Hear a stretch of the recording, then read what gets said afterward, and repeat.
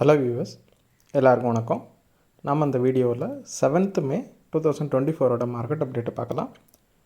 அப்புறம் ஸ்டாக்ஸில் இதெல்லாம் top gainers, இதெல்லாம் டாப் லூசர்ஸ், அப்புறம் எஃப்எஸ்டிஎஸ் இவங்கெல்லாம் எவ்வளோ க்ரோர்ஸ்க்கு ஸ்டாக்ஸை பை அண்ட் செல் பண்ணியிருக்காங்கங்கிறதையும் பார்க்கலாம்.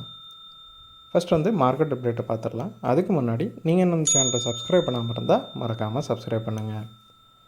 நிஃப்டி பார்த்திங்கன்னா ஒரு 140 பாயிண்ட்ஸ் விழுந்துருந்துச்சு. சப்போர்ட் 22,000 இருக்குது. ரெசிஸ்டன்ஸ் மறுபடியும் 22,500க்கு வந்துருச்சு.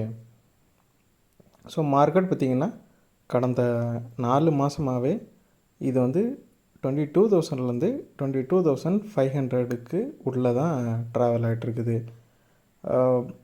எப்போல்லாம் அது ஆல் டைம் ஹையை நோக்கி போகுதோ அப்போல்லாம் உடனே செல் ஆஃப் நடந்து மறுபடியும் 22,500க்கு கீழே வந்துருந்துச்சு.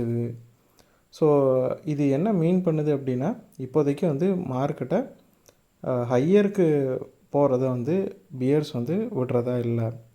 இதுக்கு பல ரீசன்ஸ் சொல்கிறாங்க. நிறைய தியரிஸும் இருக்குது. அதாவது எல்லோரும் என்ன சொல்கிறாங்கன்னா, நவம்பர் டிசம்பரில் பயங்கரமான ரேலியை கொடுத்த மார்க்கெட் இப்போதைக்கு கன்சாலிடேட் ஆகிட்டுருக்குது அப்படின்னு சொல்கிறாங்க.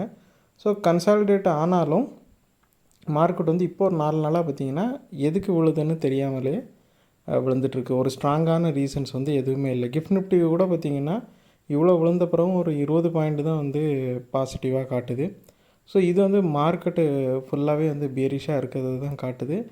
எஃப்எம்சிஜி இண்டெக்ஸை தவிர மீதி எல்லா இண்டெக்ஸுமே பயங்கர செல் ஆஃப் அன்றைக்கி கொடுத்துச்சு. ப்ராடர் மார்க்கெட்டு ஃபுல்லாகவுமே பயங்கர செல் ஆஃப் நடந்துகிட்டு இருந்துச்சு. அது மட்டும் இல்லாமல் ரீசெண்ட் டேஸில் பார்த்திங்க அப்படின்னா எஃப்ஐஎஸ் அதிகமான அளவுக்கு செல் பண்ணுறாங்க.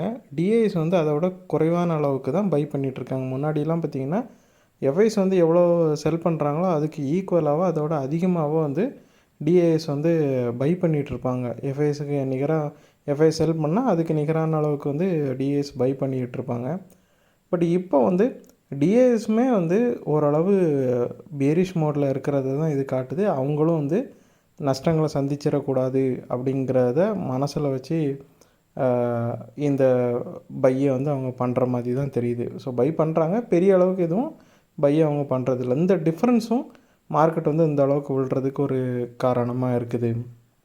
ஸோ அது மட்டும் இல்லாமல் சில அனலிஸ்ட்டில் என்ன சொல்கிறாங்க அப்படின்னா, இந்த மாதிரி ரீசனே இல்லாமல் மார்க்கெட்டு விழுது அப்படின்னா மேபி இது எலெக்ஷன் ரிசல்ட் யாருமே எதிர்பார்க்காத ரிசல்ட்டாக வரலாம். ஸோ அதை கூட இது இண்டிகேட் பண்ணலாம் அப்படின்னு சில பேர் சொல்லிகிட்டு இருக்காங்க. அது மட்டும் இல்லாமல் அவங்க எதெல்லாம் அதுக்கு சப்போர்ட்டிவ் ஸ்டேட்மெண்ட்டாக சொல்கிறாங்க பார்த்திங்கன்னா, மார்க்கெட் எப்போவுமே பயங்கரமாக விழுந்துட்டுருக்கிறப்போ எல்லாருமே எஃப்எம்சிஜி ஸ்டாக்ஸை தான் வாங்க ஆரம்பிப்பாங்க. ஏன்னா எஃப்எம்சிஜி ஸ்டாக்ஸ் எல்லாம் பார்த்திங்கன்னா, எஃப்எம்சிஜினா அது ஃபாஸ்ட் மூவிங் கன்சியூமர் குட்ஸை தான் எஃப்எம்சிஜின்னு சொல்லுவோம்.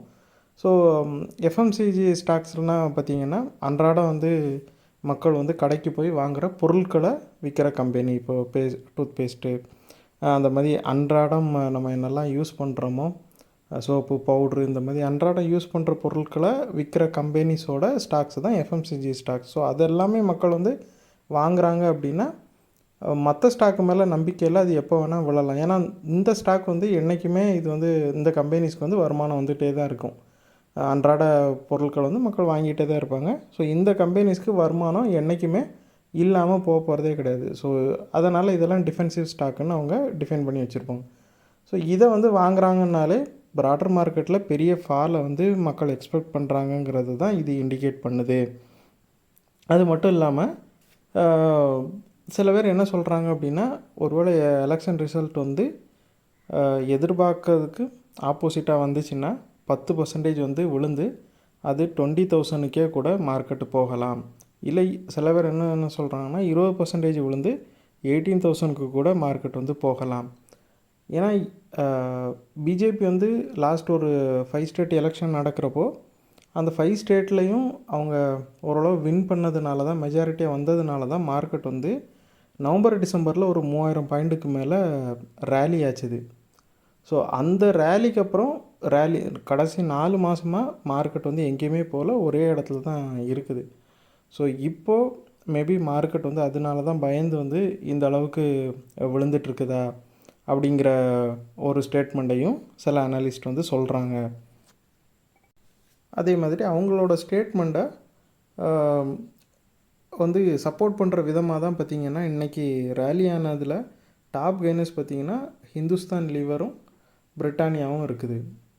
அது மட்டும் இல்லாமல் இந்த கொரோனா அப்போவும் பார்த்திங்கன்னா ஒரு ஸ்டாக் தான் வந்து பயங்கரமாக வந்து ரேலி ஆச்சுது. அதுவும் ஒரு எஃப்எம்சிஜி ஸ்டாக் தான், ஐடிசி. ஸோ இந்த மாதிரி ஐடிசி உட்பட எஃப்எம்சிஜியில் இருக்கிற எல்லா ஸ்டாக்குமே வந்து இன்றைக்கி நல்ல ரேலியை கொடுத்துருக்குது. அது மட்டும் இல்லாமல் எஃப்எம்சிஜி இண்டெக்ஸ் மட்டுமே 2% வந்து ரேலி ஆகிருக்குது. ஸோ இதெல்லாம் சேர்த்து வச்சு வந்து அவங்க வந்து இந்த தியரியை சப்மிட் பண்ணுறாங்க. ஸோ என்னதான் இருந்தாலும் இன்னும் 2-3 வாரத்தில் வந்து ரிசல்ட் வந்துடும். அதுக்கப்புறம் நமக்கு வந்து ஒரு தெளிவான பிக்சர் கிடைக்கும். அது மட்டும் இல்லாமல் எஃப்ஐஎஸ் வந்து இந்த அளவுக்கு கண்டினியூஸாக செல் பண்ணிகிட்ருக்கிறதுக்கும் எலெக்ஷன் தான் ஒரு ரிசல்ட்டு. ஏன்னா எலெக்ஷன் தான் ஒரு ரீசனாக இருக்குது. ஏன்னா ஒரு ஸ்ட்ராங்கான கவர்மெண்ட் வந்து அமைஞ்சாதான் வந்து எஃப்ஐஎஸ் வந்து ஒரு இன்வெஸ்ட் பண்ண ஆரம்பிப்பாங்க. அது வரைக்கும் வந்து அவங்க செல் தான் பண்ணிகிட்ருப்பாங்க. ஸோ ரிசல்ட் வந்து கவர்மெண்ட் அமைஞ்சப்புறம் தான் இனிமேல் எஃப்ஐஎஸ் வந்து பையை பண்ண ஆரம்பிப்பாங்க. அது வரைக்கும் அவங்க செல்லிங் மோடில் தான் இருப்பாங்க கண்டிப்பாக. அப்புறம் ஸ்டாக்ஸில் பார்த்தோம் அப்படின்னா டாப் கெய்னர்ஸில் வந்து ஹிந்துஸ்தான் யூனிலீவர் இருக்குது, அப்புறம் டெக் மஹேந்திரா இருக்குது, அப்புறம் வந்து பிரிட்டானியா வந்து 3rd டாப் கெய்னராக இருக்குது. ஃபஸ்ட்டே சொன்ன மாதிரி ஹிந்துஸ்தான் யூனிலீவர் ரேலியானதுக்கு சில அனலிஸ்ட் சொல்கிற அந்த ரீசனும் ஒரு காரணமாக இருந்துச்சு. அது மட்டும் இல்லாமல் கொஞ்சமாக ரூரல் மார்க்கெட்டில் வந்து அவங்களுக்கு வந்து டிமாண்ட் ரெக்கவரி ஆகிடுச்சின்னு அவங்க சொல்லியிருக்கிறாங்க. முன்னாடி அவங்களோட ரூரல் மார்க்கெட் டிமாண்ட் வந்து கொஞ்சம் குறைஞ்சிருந்ததா அவங்களே கொஞ்சம் நாளைக்கு முன்னாடி ஒரு ஸ்டேட்மெண்ட் கொடுத்துருந்தாங்க. இப்போதைக்கு அந்த டிமாண்ட் வந்து ரெக்கவரி ஆகிடுச்சி அப்படின்னு அவங்க ஒரு ஸ்டேட்மெண்ட் கொடுத்துருந்தாங்க. அது வந்து அவங்களோட சேல்ஸில் வந்து தெரியுதுன்னு சொல்லியிருக்கிறதுனால ஹிந்துஸ்தான் யூனிலீவர் வந்து ரேலியாக இருக்குது. அப்புறம் டெக் மஹேந்திராவை பார்த்தோம் அப்படின்னா அது வந்து அட்டான்டோ அப்படிங்கிற ஒரு கம்பெனி கூட பார்ட்னர்ஷிப் வச்சு ஜென்ரேட்டிவ் ஏஐ ரிலேட்டடான பிஸ்னஸ் ட்ரான்ஸ்ஃபர்மேஷன் சர்வீசஸ் வந்து அவங்க ப்ரொவைட் பண்ணுறதா ஒரு இது சொல்லியிருக்கிறாங்க. ஸோ அந்த பிளான்னால் பார்த்திங்கன்னா டெக் மஹேந்திரா வந்து ரேலியாக இருக்குது. அதே மாதிரி பிரிட்டானியா பார்த்தோம் அப்படின்னா ரீசெண்டாக ரிசல்ட் கொடுத்துருந்தாங்க. ரிசல்ட் வந்து மார்க்கெட்டோட எக்ஸ்பெக்டேஷனுக்கு அலைனாக வந்து இருந்ததுனால ஒரு நல்ல ரேலியை கொடுத்துச்சு. அது மட்டும் இல்லாமல் அவங்க ஒரு 73.5 ருபீஸ் வந்து ஒவ்வொரு ஷேருக்கும் டிவிடெண்ட் கொடுத்துருக்குறாங்க. ஸோ இந்த ரிசல்ட்டு நல்லா வந்ததுனால பிரிட்டானியா வந்து ரேலி ஆகிருக்குது. அப்புறம் டாப் லூசர்ஸில் பார்த்தோன்னா 3rd வந்து ஓஎன்ஜிசி இருக்குது, அப்புறம் பவர் கிரிட் கார்ப் இருக்குது. ஃபஸ்ட்டு வந்து பார்த்திங்கன்னா டாப் லூசர்ஸில் பஜாஜ் ஆட்டோ இருக்குது. ஓஎன்ஜிசி பார்த்திங்கன்னா ஒரு 8 பாயிண்ட் வந்து விழுந்துருக்குது. கவர்மெண்ட் வந்து விண்ட்ஃபால் டேக்ஸை கட் பண்ணதுக்கப்புறமா நல்லா ரேலியாகி அது 52 வீக் ஹைக்கு போச்சுது. இப்போ 2 நாளாக ப்ராஃபிட் புக்கிங் நடந்துகிட்ருக்குது. பவர் கிரிட் கார்ப்பை பார்த்தோம் அப்படின்னா அதுவும் 52 வீக் ஹையில் இருந்துச்சு, 2 நாளாக ப்ராஃபிட் புக்கிங் நடந்துகிட்ருக்குது. அப்புறம் பஜாஜ் ஆட்டோ பார்த்திங்கன்னா அவங்க வந்து புதுசாக வந்து பஜாஜ் பல்சரில் NS 400Z அப்படிங்கிற ஒரு மாடலை வந்து ரிலீஸ் பண்ணியிருக்கிறாங்க. அந்த NS 400Zங்கிற மாடல் வந்து ரிலீஸ் ஆனதும் பஜாஜ் ஆட்டோவோட ஸ்டாக் வந்து நல்லாவே ரேலி ஆச்சுது. இப்போ வந்து ப்ராஃபிட் புக்கிங் நடந்துகிட்ருக்குது. அது மட்டும் இல்லாமல் அவங்க இன்னொரு நியூஸ் என்ன சொல்லியிருக்கிறாங்கன்னா முதல் சிஎன்ஜியில் ரன் ஆகிற பைக்கை வந்து பஜாஜ் ஆட்டோ வந்து ரிலீஸ் பண்ண போகிறாங்க. ஸோ அதோட ரிலீஸ் டேட்டையும் அவங்க வந்து சொல்லியிருக்கிறாங்க. ஸோ இந்த குட் நியூஸஸ்னால ரேலியான பஜாஜ் ஆட்டோ வந்து இப்போதைக்கு ப்ராஃபிட் புக்கிங்கில் 2 நாளாக ஸ்லைட்டாக விழுந்திருக்குது. அப்புறம் எஃப்ஐஎஸ் வந்து ஒரு 3668 கோடிக்கு வந்து செல் பண்ணுறாங்க. அவங்க வந்து 4வது கண்டினியூஸ் டேவாக இந்த அளவுக்கு பெரிய அமௌண்ட்டுக்கு செல் பண்ணுறாங்க. டிஎஸை பார்த்தோம் அப்படின்னா அவங்க 11வது நாளாக கண்டினியூஸாக பை தான் பண்ணிகிட்ருக்கிறாங்க. பட் வந்து எஃப்ஐஎஸோட ஒரு 1300 கோடி கம்மியாக 2304 கோடிக்கு வந்து பை பண்ணியிருக்கிறாங்க. ஏன்னா டிஏஎஸும் வந்து பெரிய நஷ்டங்களை வந்து சந்திச்சிடக்கூடாது அப்படிங்கிறதுல ரொம்பவே ஸ்ட்ராங்கான ஒரு முடிவில் இருக்கிறதுனால அவங்களும் பெரிய அளவுக்கு எந்த பையையும் பண்ணுறதா இப்போதைக்கு இல்லை. ஸோ இந்த வீடியோவில் நான் உங்களுக்கு கொடுத்த இன்ஃபர்மேஷன்ஸ் எல்லாம் கண்டிப்பாக ஹெல்ப்ஃபுல்லாக இருந்திருக்கும் நான் நம்புகிறேன்.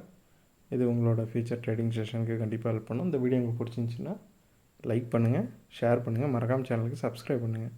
அப்படியே இந்த பெல் ஐக்கனை கிளிக் பண்ணிங்கன்னா டெய்லி அப்டேட்ஸ் தவறாமல் கிடைக்கும். தேங்க்ஸ் ஃபார் வாட்சிங். Keep supporting. நான் இன்னொரு வீடியோவில் உங்களை சந்திக்கிறேன். தேங்க்யூ.